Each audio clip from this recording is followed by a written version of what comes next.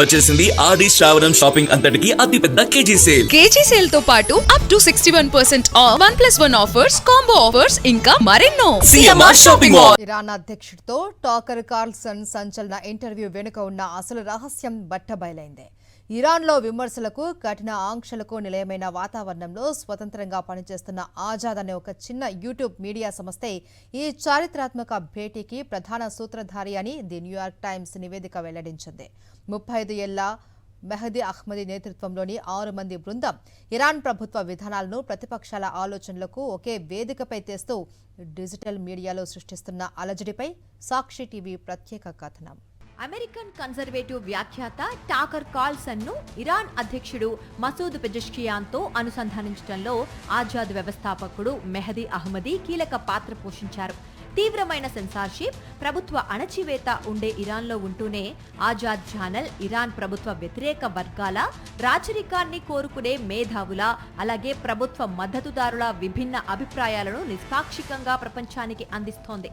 ఇరు వర్గాల మధ్య ఆరోగ్యకరమైన చర్చను ప్రోత్సహించటమే తమ లక్ష్యమని అహ్మదీ పేర్కొన్నారు. 2014లో టెహరాన్లోని షరీఫ్ యూనివర్సిటీలో స్కూల్ ఆఫ్ ఫ్రీ థాట్ గా ప్రారంభమైన ఈ ప్రయాణం వివాదాల కారణంగా విశ్వవిద్యాలయం నుంచి బయటకు రావాల్సి వచ్చింది.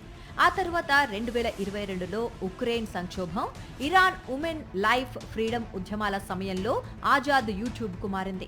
దేశంలో యూట్యూబ్ పై నిషేధం ఉన్నప్పటికీ VPNల ద్వారా ఇరాన్లోని 70% పైగా జనాభా ఈ ఛానల్ను వీక్షిస్తుండడం విశేషం. అయితే ఆజాద్ ప్రయాణం పూలపాట ఏమీ కాదు.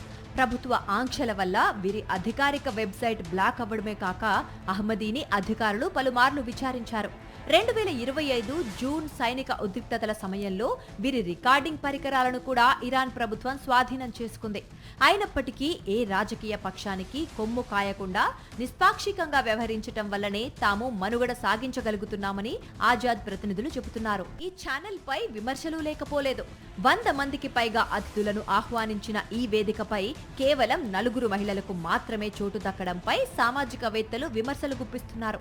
ఇది కేవలం ప్రభుత్వానికి ఇబ్బంది లేని పొలిటికల్లీ సేఫ్ ప్లాట్ఫామ్ గా మాత్రమే పనిచేస్తోందని కొందరు భావిస్తుంటే, ఎలాంటి దయాదాక్షిణ్యాలు లేని ఇరాన్ ప్రభుత్వంలో ఈ మాత్రం స్వేచ్ఛాస్వరానికి వేదికను నిర్వహించటం గొప్ప విషయమని మరికొందరు విశ్లేషకులు మద్దతుగా నిలుస్తున్నారు.